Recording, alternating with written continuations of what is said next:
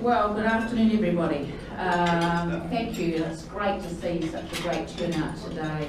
I'm sure, Nigel, to hear you, but probably in reality they've all come to hear our guest speaker this afternoon, and that is John Allen. So a very warm welcome to you, John, and Nigel for speaking as well this afternoon.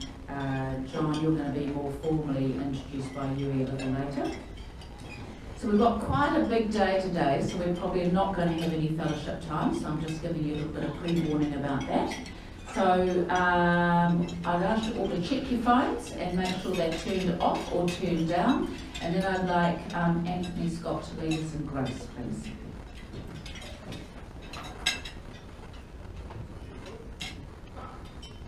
Where's Anthony? Not here. No grace. Is Anthony out there? All right, we won't wait. While we're waiting for him to come back into the room, because I've seen him, could I acknowledge the guests that are here this afternoon? We have Jack Wynn, who is with Francis. So Francis, do you want to quickly introduce Jack, please? President Kerry and fellow members, I'd like to reintroduce Jack Wynn, who has been two-time entrant in the Rotary, now working for me as an intern, helping me with communication, website stuff, all that sort of stuff, which he's much better at than I am. Thank you, Jack. What I'm going to ask members to hold your applause, because I've got 10 people to introduce, and if everyone takes a minute, we're going to be here till 3 o'clock. So we'll do the applause at the end. Jeff, would you like to introduce Sean, please?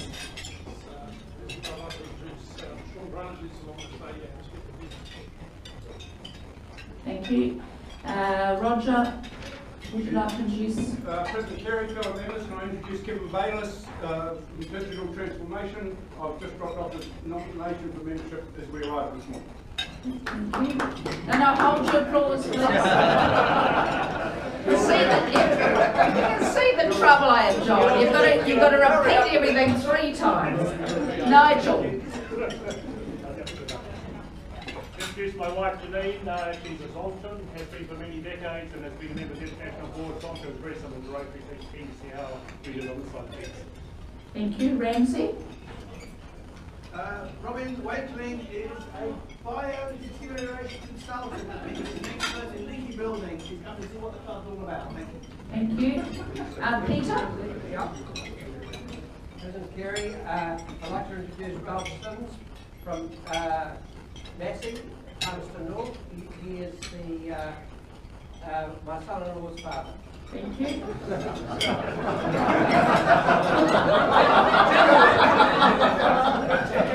Okay, and Suzanne, you have 2 guests. I'd like to introduce Brendan, who is on board of Transparency International Engineering. We're going to do just appointed under CEO. Thank you. And finally, Roger. I'd like to introduce John Denton, who modestly describes himself as a retired accountant in Berlin, but he'll be known to many of you there. And Thank you. Welcome, everybody. Now, maybe I was wrong about seeing Anthony Scott today, having spent several hours with him yesterday. So I will lead you in grace from my memories of my childhood. So for what we are all about to receive, please, may we all be truly grateful. So all those years of training worked.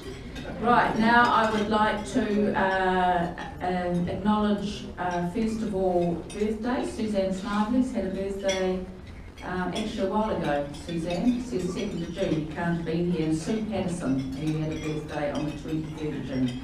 Are there any Rotarians who've been away and just returned?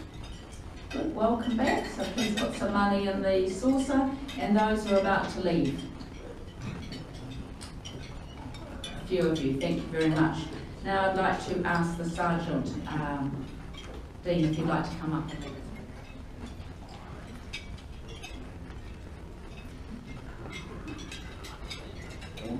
Thank you. Okay, so this is my maiden sergeant session, and been quite anxious and nervous about it, and I got some great advice, and I can't recall who gave me the advice last week, sorry, but they said stick to whatever it is, the industry you're in and what you do. But I thought I'd go on the website and find out what the guidelines were and what I had to do. So who looks after this part of Rotary? Can I ask? Not here? So I'd like to find everyone there. It's a massive list. The more I went into it, the more afraid I became. So I think everyone should be contributing, because as you'll see, there's a lot of things you are and aren't allowed to say, and a lot of things to go through. So the more I looked at it, the more nervous I got. So I think that everyone should put something in for that one. So we're going to talk about money, financial services, because that's the industry I'm in. Do a few acronyms today. Anyone know what this stands for? Financial markets. Oh, so can everyone contribute to knowing that, because they're the bane of my life. Anyone remember when they were established?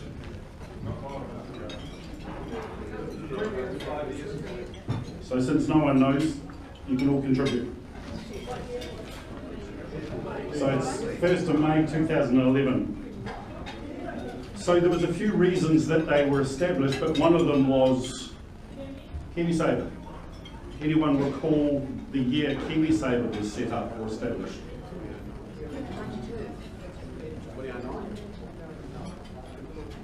Everyone's wrong. I haven't heard anyone say it right, so that's another contribution. Thank you. We're not doing very well. The New Zealand Superannuation Fund. I'm sure I joined as quite a, well, I was a younger member, but I think there's a lot of people younger than me now. But I'm sure there's a number of people in the room drawing the New Zealand Super, I'm assuming. And then some of you are probably working. That's what we call double dipping, so I think that's a double contribution, please.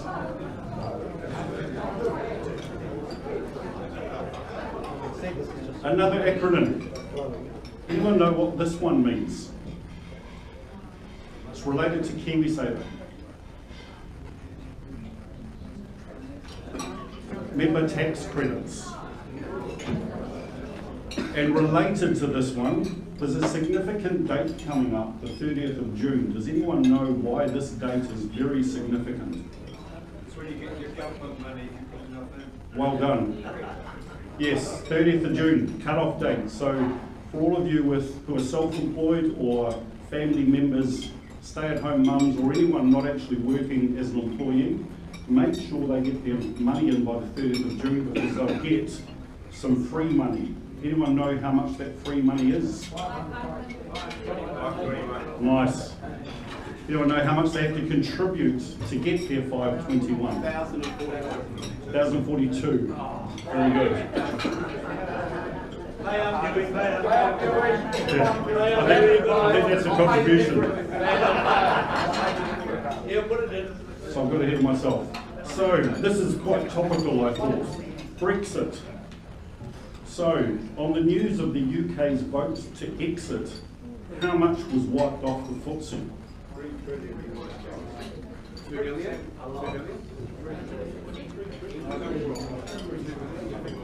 100 billion. So I don't think I heard anyone get that one right, so I think we could all put in about 0.1% of that maybe. Will it help us out? Speed up, okay. So with that occurring, what percentage of the world capital markets is the UK? 40%. 7. What percentage of the world markets is the US capital markets? 50. I'll speed up. So since 1926, what is the average month for the S&P 500 to return to a record high prior to each recession or depression? So the markets have dropped over 20% and then recovered to an all-time high. Anyone know how many months that takes? 10. Wow. Bit optimistic. 40. And finish. What percentage of employees cite money as their number one stressor in the workplace? Or their number one stressor? 61%.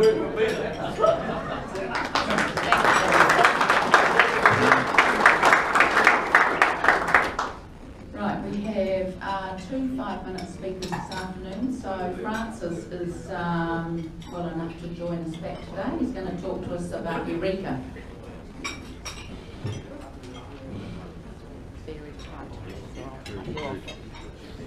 Thank you very much, Kerry, and members. Unfortunately, I couldn't come last week. The flu kept me away. This is going to be a very brief report on Eureka.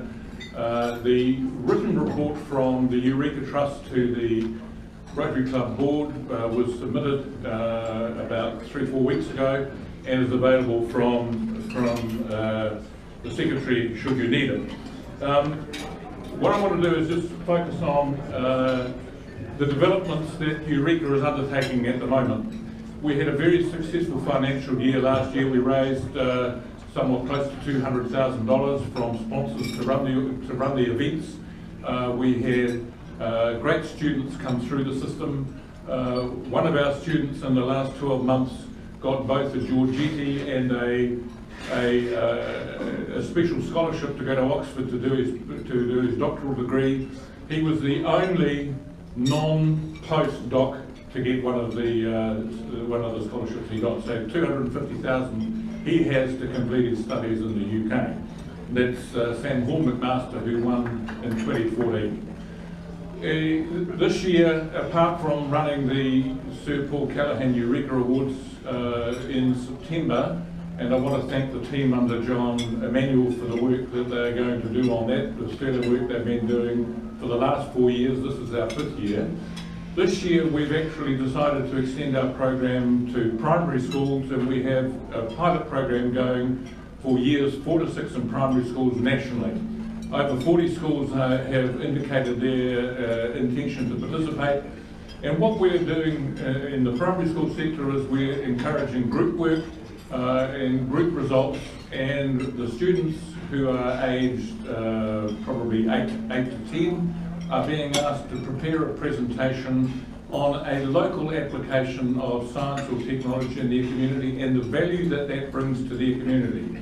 On the completion of that project and the delivery of a presentation to an audience, either of their classmates or their parents or whatever, they will be presented with a certificate from the Trust. Bridging that age group through to our Sir Paul Callaghan Award entrance is the next challenge, and in that space what we're doing is we are going to create a video competition on the same basis as the primary school students competition, which is for the students, either collectively as a group or as individuals, to make a video about the application of science and technology in their community and talking about the values that that will bring to their community. So it's about encouraging the development of the skills and techniques necessary to become effective and outstanding science communicators at a young age, therefore delivering fantastic outcomes in terms of science literacy in the community.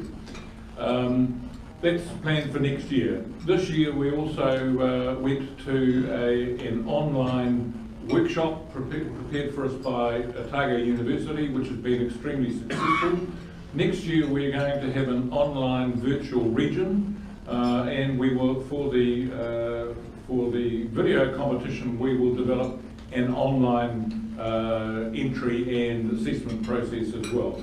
So we're very much into new technology as a platform for what we're doing, therefore reinforcing the value of technology to the things that we do.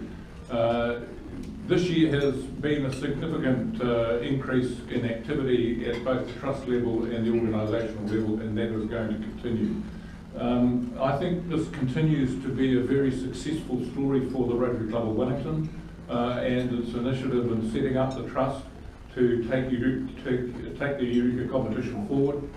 I'm very grateful personally for the support I've had from Jack Wynn, who's been my intern. The board members led by Russ Ballard, who couldn't be here today, he's visiting a new grandchild in Christchurch, but the board members have also been doing a fantastic job, and I think everybody in the club can pat themselves on the back for their support that they've given the Eureka Trust and our activities. Thank you very much.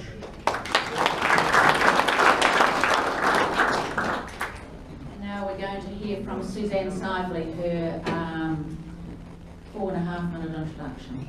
Right, Suzanne.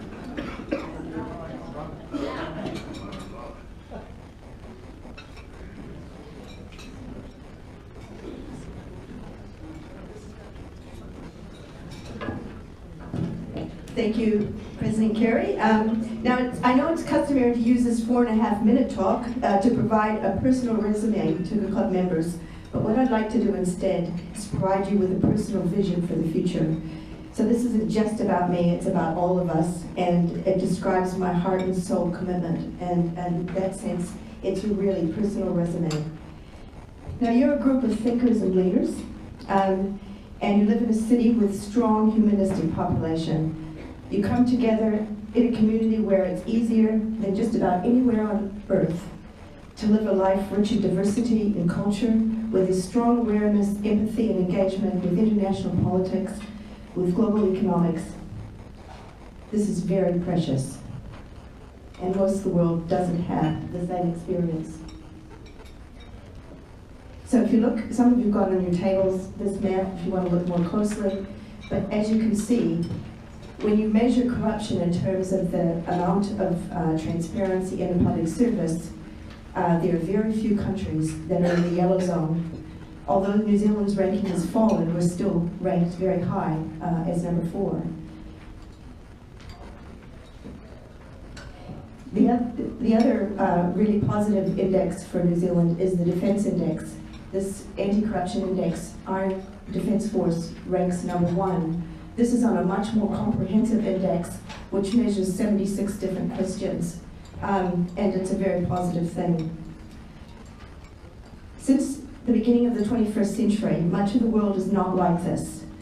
Following the September 2001 terrorist attacks in the United States, there's been subsequent terrorist attacks across the globe. There's also been an unprecedented level of international counter-terrorist activity aimed at making terrorist attack more difficult to carry out. Yet at times, the stringencies of these measures almost seems like terrorism itself, with long queues in public spaces and airports, invasive of our personal space and dignity, and frustratingly time-consuming. Bigger than terrorism is a breakdown in state control associated with the continuing instability of parts of the Middle East and North Africa. And as you see on this map, it's not surprising about the instability, because in those countries there's no visibility of what is being spent on defense. So the very organizations which are meant to be legitimate government organizations and taxpayer funded are being used to buy guns to shoot their own citizens. And there's a proliferation of weapons of mass destruction when we thought we'd arrived at the end of history and peace on earth.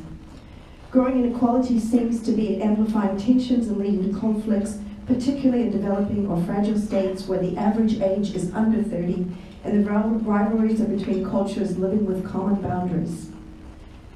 One important way that we can change this picture in New Zealand is by bringing together a public sector with a strong integrity system, a humanistic civil society, and an innovative business and corporate sector.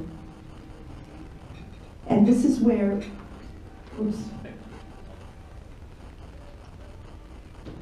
Rotary's commitment are so important, because they encapsulate this vision. First, the development of acquaintance and opportunity for service. Second, high ethical standards for business. Third, the applications of an ideal service in each Rotarian's personal, business, and community life.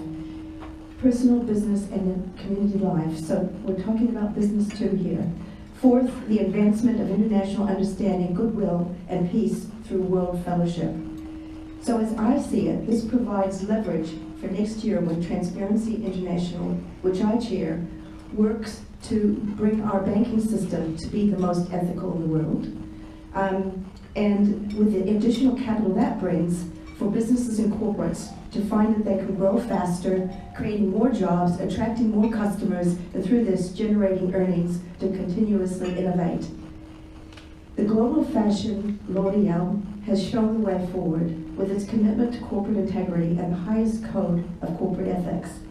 It's striking to observe that following this path, they've developed a customer base of nearly 1 billion since 2007 and expect to double that by 2020. L'Oreal's Vice President and keeper of its ethical code, Emmanuel Lulan, came to New Zealand in April at his own cost for a corporate retreat because he believes in us. Out of it emerged the Whangaroa Statement, which I see as an embryonic Bretton Woods for this new millennium. The Whangaroa Statement has the values of transparency, respect, integrity, courage, environmental, culture, and social responsibility. So not only do we need to prevent corruption, we need to harvest the benefits. And New Zealand can lead the world so that it grows more of the yellow zone. So the arrow can go up to the red zone rather than coming down to meet us. So Wellington Rotary Club, thanks for accepting me. I look forward to joining your momentum for positive change. I'd like to acknowledge Pat Waite for introducing me to the Rotary values and Helen Algar for nominating me. Thank you.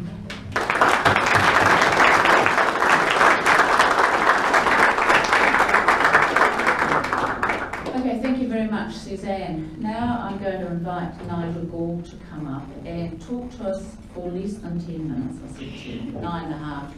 At the beginning of my presidential year, I had this vision about, well, what I reminded you all was I looked at the visions of all the major corporates, the city councils, sorry, the major universities and CRIs in the region. They all had the thing in common, which was around research and education.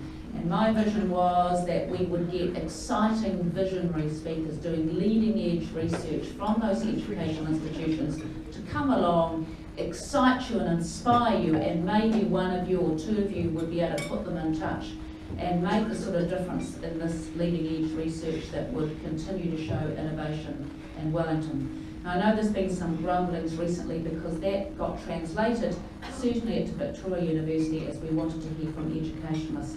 And I know some of you found that was a bit tedious. So, although some of them were very good speakers, but we didn't quite get to that leading edge researchers that I was hoping for. But Nigel's going to pull it all together for me and remind us what TEC does, because he's on the board, and how important the educational institutes are to leading edge research. Nigel.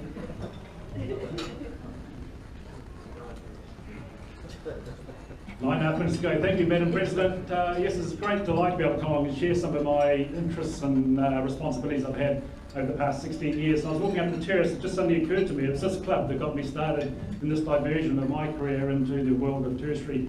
Bob Berberdoff, as some of you may recall, who are at least my age, of tenure within the club, was the then Chief Executive of the Wellington Polytech up in Tasman Street. Sitting over lunch here one day, he was sharing with me his frustrations about the polytech industry and the fact that they had great aspirations to become a university. I got drawn in, we had discussions, and a lot of things transpired. The end result was that Massey took over, or merged with the local polytech, and established their campus here in Wellington. At the time of the research into that, though, it became abundantly clear just how poor Wellington was in the tertiary environment.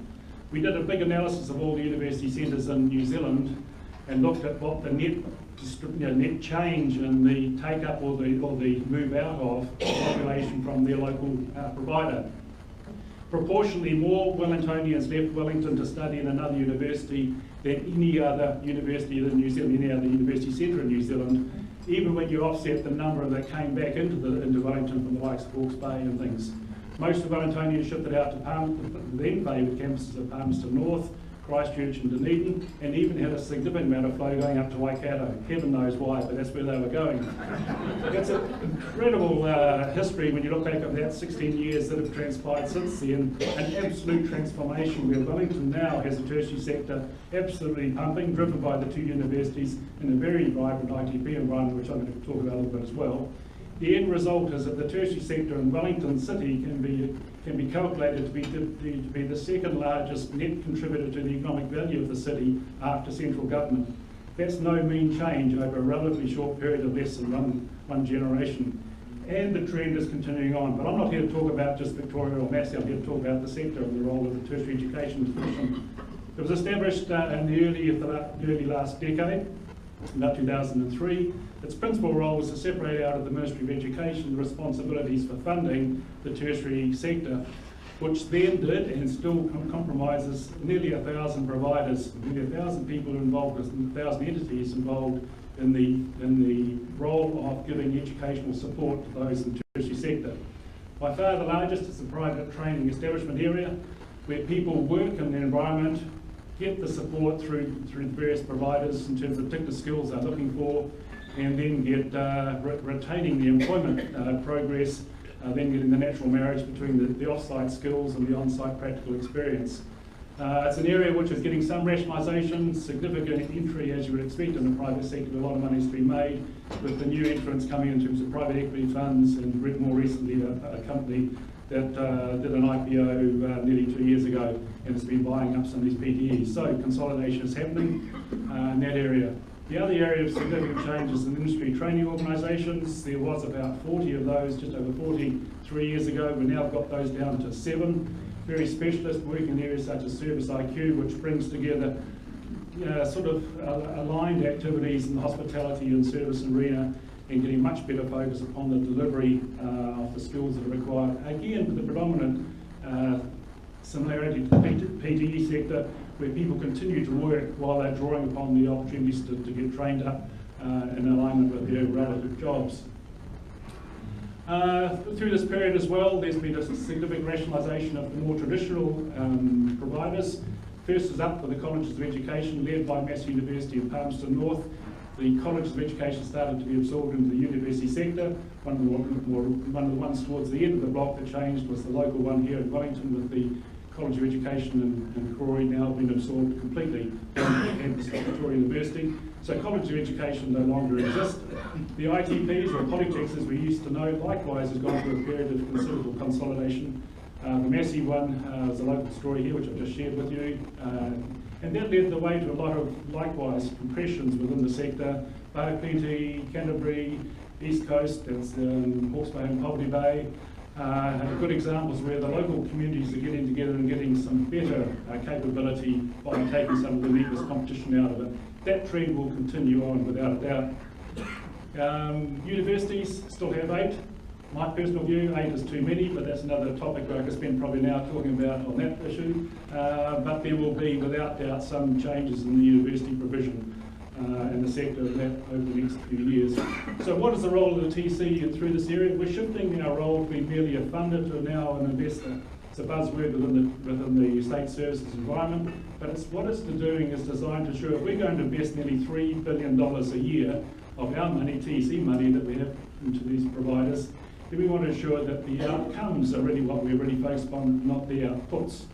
And just to put that into clear language, all universities, all ITPs, etc., the bigger providers, the biggest consumers of the money, have been measuring themselves on how successful they've been in taking raw product, educating them and putting them back in the market as graduates and whatever the course has been, and end of story. What the TEC is now going to be focusing increasingly upon, that's all very well, you've graduated a lot of people, what are they doing 2 years, 4 years, 5 years out, and how successful have they been able to use the investments we made by the community in their education. Big change looking that way. Likewise, the government has taken up and accepted the proposal to actually look for the TEC to look back down the line to recognise that the product that comes out of the secondary sector is often not match fit for making the appropriate decisions about where they want to go. So the announcement's just been made that Careers New Zealand will now become a component of the TEC, ensuring that we have a substantial influence as we look at the various providers and where the money's going into how we can influence kids being much more match fit and skilled in making the decisions about where they see their career aspirations being focused upon. I can go on about student debt, big political topic. It's an unfortunate consequence of some significantly dumb decisions that were made in the last decade in terms of funding students and the introduction of the student-free and interest-free component. Acknowledged in 2005 by the then Minister of Tertiary Education as being the reason why that government got re-elected, without any doubt. And I think it's just a sad situation that we're now left with the cost of that. Just put it into perspective, it would be much cheaper for the government and much more effective for the sector if the government gave every year $3,000 to each student who is studying at a university, cash, no questions asked, and left them to provide give them the incentive of drawing on the opportunities to work for themselves, gain some skills out there, and fund some of their own activities. Anyway, look, I don't want to get 10 minutes as well up and down. Thank you for the opportunity, Kerry, and look forward to following, you should look forward to following the success of the TEC over the next decade. Cheers.